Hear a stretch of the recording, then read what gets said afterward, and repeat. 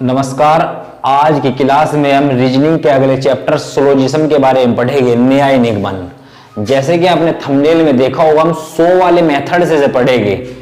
एक तो गोल घेरे खींच के गोल वाला मेथड, उससे नहीं पढ़ेंगे, उससे क्वेश्चन में गड़बड़ होया, मतलब पूरे सही नहीं निकल पाते।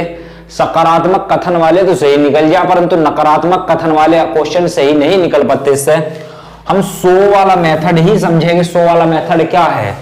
बहुत आसान है, 2 सेकंड में क्वेश्चन हल हो जाएगा। ऑनलाइन पेपरों में 100 वाला मेथड ही कारगर है। इस एकदम पता लग जाएगा क्या आंसर होगा, इसका कौन सा कथन सही है, इसका सही है, कौन सा नहीं है। अब इस 100 वाला मेथड काम कैसे करेगा? कुछ चीज याद करनी पड़ेगी, 2-3 चीज ही याद करनी पड़ेगी, ज्यादा नहीं। क्या? एक सभी, एक अधिकांश, सभी, अधिकांश, एक कोई। क्या लिखा गया? एक सभी लिखा गया, अधिकांश, कोई। अगर इनमें से कुछ चीज लिखा है कथन में, तो उसके स्थान पर 100 लिखा जाएगा। 100 सभी, अधिकांश या कोई अगर लिखा है तो उसके स्थान पर 100 लिखा जाएगा। अगर कुछ लिखा है, कुछ, तो वहां 50 लिखा जाएगा। 50। बस यही याद करना। जिसने ये याद कर लिया समझ लो सिलोजिज्म सीख गया। सभी, अधिकांश या कोई जहां लिखा वहां 100 होगा, और जहां कुछ होगा वहां 50 होगा। एक बात ध्यान रखेंगे, एक पॉइंट लिखेंगे, इसके नीचे कुछ नोट पॉइंट करके लिखेंगे। सकारात्मक कथन में अगर कथन सकारात्मक दिए गए, लिखेंगे सकारात्मक कथन में नकारात्मक निष्कर्ष नहीं निकलेगा।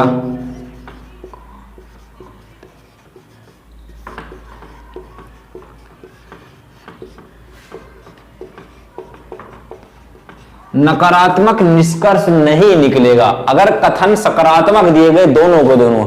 मतलब जैसे वो क्वेश्चन में एक लिखा बोर्ड पे, सभी केले सेब हैं, सभी केले मीठे हैं।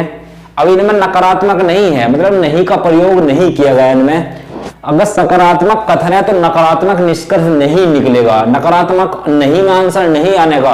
अगर कोई से निष्कर्ष में दे रखा तो वो बाहर कर दो एकदम, वो तो गलत है ही है, 100% गलत है।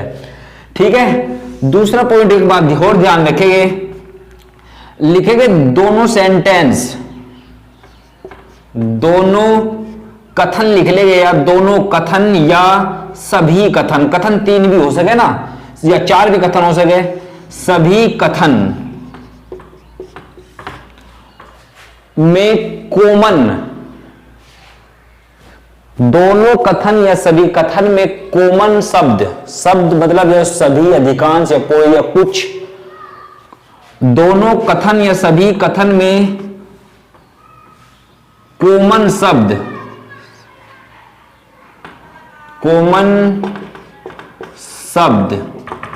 जोड़कर 150 होना चाहिए, तभी सीढ़ी खुलेगी। सीढ़ी मतलब रास्ता खुलेगा। एक तो टोल टैक्स लग रहा है यहां, ऊपर वाले जो कथन दिया गया, जो ऊपर वाला फर्स्ट कथन जो दिया गया, सेकंड कथन, इन दोनों के बीच में टोल टैक्स बना हुआ। जब लोग 150 नंबर किया, रसीद नहीं कटेगी, या ऊपर से नीचे नहीं आ जा सकते। समझ गए? अब जैसे उसमें दिया गया, मैंने बताया कि सभी, अधिकांश या कोई के लिए 100 का प्रयोग किया जा, कुछ के लिए 50 का किया जा। यहां दिया गया सभी सेब, तो सभी के लिए 100। अब जहां यहां दिया केले, ये कह रहा सभी सेब केले हैं, जहां कुछ नहीं दिया गया ना वहां कुछ ही होगा, जहां कुछ नहीं दिया गया वहां कुछ ही बनना जाएगा, ये 50 होगा। फिर दिया गया सभी के लिए 100, ये कह रहा सभी के लिए मीठे, यहां कुछ नहीं दिया गया तो यहां 50 होगा। जो मार्किंग करना सीख गया, नंबर लिखने सीख गया, इनको क्वेश्चन करना सीख जाओगा। जहां सभी, अधिकांश है, कोई होगा वहां 100 का प्रयोग किया जाएगा, जहां कुछ दिया गया वहां 50 का प्रयोग किया जाएगा। बस इतना ध्यान रखना। सकारात्मक कथन में नकारात्मक आंसर नहीं आएगा। दोनों कथन या सभी कथन में आपस में, जब आपस में इनका रास्ता खुलेगा वो 150 नंबर पे खुलेगा। 150 नंबर की इतना रसीद नहीं कटेगी, इतना रास्ता नहीं खुलने का दोनों का। अब कैसे खुलेगा, ये देखिए सभी सेब केले हैं और सभी केले मीठे हैं, दोनों में कॉमन क्या है, ये कह रहा दोनों कथन या सभी कथन में कॉमन शब्द, कॉमन कौन सा है, केले हैं। यहां केले और यहां केले, यहां केले पे 50 है और यहां 100 है, तो जोड़ के हो रहा 150।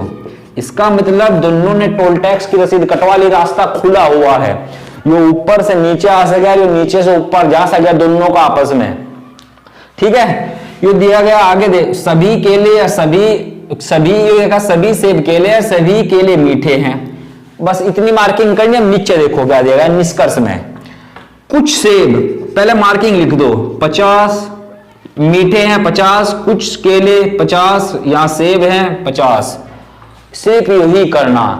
जहां नोट पॉइंट लिखा हुआ है एक पॉइंट और लिखेंगे, लिखे कॉमन शब्द, नहीं कॉमन नहीं, ये लिखेंगे एक पॉइंट लिखेंगे, नोट पॉइंट में लिखेंगे नजदीक शब्द वाले शब्द के साथ पहले मेल किया जाता है, या कंपैरिजन, मतलब एक उनकी तुलना आपस में जो करी जाएगी वो नजदीक वाले के साथ तो पहले की जाएगी। ये जब उदाहरण मिलेंगे बोर्ड पर तो ज्यादा समझ में आओगे मैं क्या कहना चाह रहा, मतलब कोई सेंटेंस दिया गया, जैसे ये दिया गया यहाँ सेब और केले, इनमें पहले अगर नजदीक में ही वो पूछ रखा निष्कर्ष में, तो पहले आपस में ही करके देखना पड़ेगा सही है कि नहीं है। कथन में अगर नहीं दे रखा तो ऊपर नीचे रास्ता खुला हो तो प्रयोग किया जाएगा उसका। अब कैसे किया जाएगा उसे समझेंगे।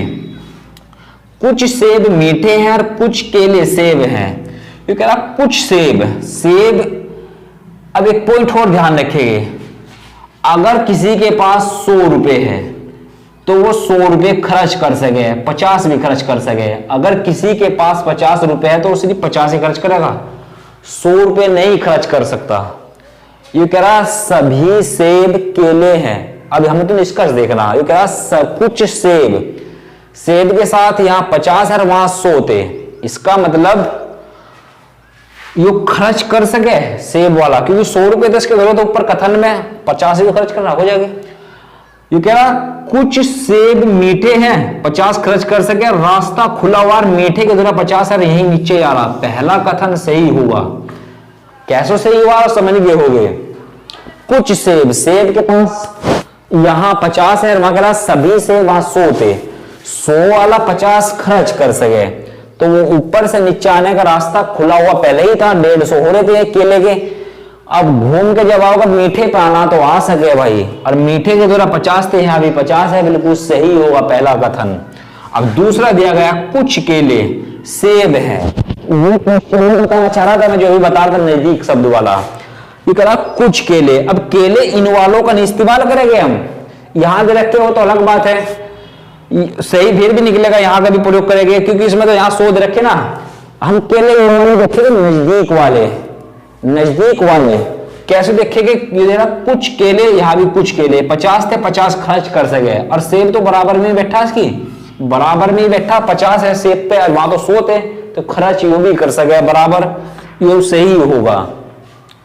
अब कहेंगे कि यहां से रखते भी तो सही हो रहा सभी केले, हाँ सही हो रहा, परंतु अगर यहां 50 दे देता भाई, ये सभी सेब दे देता, अगर यहां ऐसा होता सभी सेब, तो क्या अब ये निष्कर्ष सही है, नहीं है, क्योंकि सभी केले, और केले के नजदीक में 50 हैं, 100 तो नीचे थे उसके, 50 नजदीक वाले की पहले कंपैरिजन करी जाएगी, मतलब आपस में तुलना पहले उसकी की जाएगी।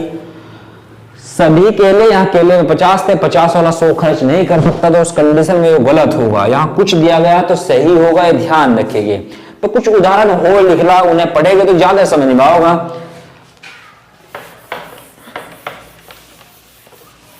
लिखे एक उदाहरण में और लिख रहा, लिखिए सभी झाड़न चौक है। कथन दिया गया सभी झाड़न चौक है।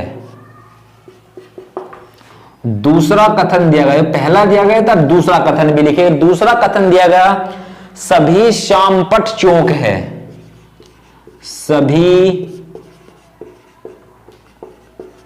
शामपट चौक है। दो कथन दिए गए, अब निष्कर्ष क्या दिया गया? निष्कर्ष भी लिखेंगे, कुछ झाड़न शामपट है, कुछ झाड़न शामपट है, पहला दिया गया। अब दूसरा लिखेंगे, दूसरा दिया गया कुछ चौक झाड़न है, कुछ चौक झाड़न है। अब इसे हल करेंगे, हल करना बहुत आसान है, अभी बताया गया था 100 वाले मेथड से ही। मतलब पूरा ध्यान से पढ़ियो, कभी दिक्कत नहीं आने की। अगर एक बार समझ गए ना तो गोला घूमने वाला जो बनावे ना, वो घेरे वाले करे गोल खींच के, उसमें नकारात्मक निष्कर्ष, ये तो उसमें सही निकल जा, पॉजिटिव वाले। नकारात्मक वाले वो दिक्कत हो जा भाई। इससे नकारात्मक और सकारात्मक दोनों करना बहुत आसान है। सभी झाड़न चौक है, सभी के लिए 100 अभी बताया गया था। चौक यहां कुछ नहीं दिया गया, 50 या 100, यहां 50। पहले सब की मार्किंग करेंगे, कुछ के लिए 50, 50, यहां भी 50, यहां भी 50। अब दोनों में कॉमन क्या है? मैंने बताया था ना, दोनों कथन या सभी कथन में कॉमन क्या है उन्हें देखेंगे। पहले उन्हें जोड़कर 150 आना चाहा, कॉमन चौक है। यहां 50 थे, 50 से 100 है। इसका मतलब ऊपरले वाला सेंटेंस निचले वाले से कोई भी रिलेशन नहीं है। इसका प्रयोग इसमें नहीं हो सकता, इसका इसमें नहीं हो सकता। रास्ता बंद है। इन्होंने टोल टैक्स की पर्ची नहीं कटवाई उन्होंने भाई। क्योंकि आप कुछ झाड़न शामपट है, निष्कर्ष देखेंगे। कुछ झाड़न, झाड़न यहां है, झाड़न के 100 है, यहां 50 है, खर्च तो कर सके, शामपट है, परंतु शामपट नीचे है, रास्ता बंद है। रास्ता तो बंद था, ये गलत होगा। फिर कह रहा कुछ चौक, कुछ चौक झाड़न है। अब झाड़न वाले के नजदीक में चौक है 50, यहां भी 50 है, और कुछ चौक झाड़न है, और बराबर में ये झाड़न तो उसके, तो ये सही होगा। और झाड़न का 100 है, यहां 50 है, तो ये तो 100 वाला 50 तो खर्च कर सके भाई। निष्कर्ष में बिल्कुल सही हो गया दूसरा ऑप्शन। कुछ झाड़न शामपट है, कुछ चौक झाड़न है, ये समझ गए होगे ना। वो तो आसान है इन्हें करना क्वेश्चनों को। एक क्वेश्चन और लिख रहा हूं बोर्ड पे, ऐसे करके और दिखाओगे।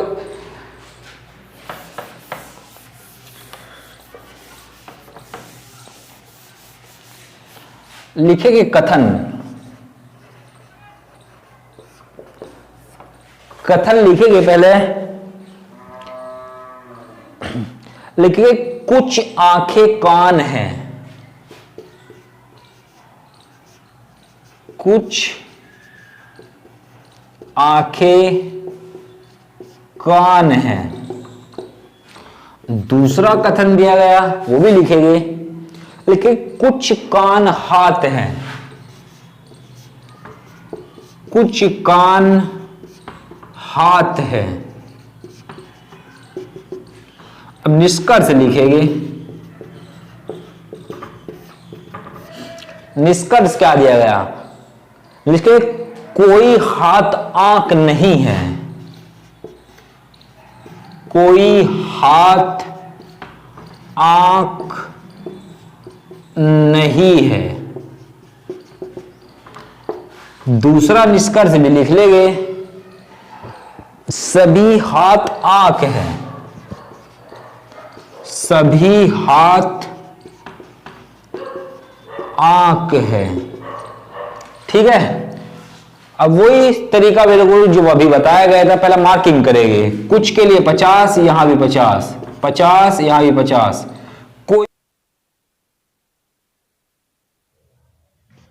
कोई हाथ आंख नहीं है, ये वाला सेंटर पूरा गलत ही होगा।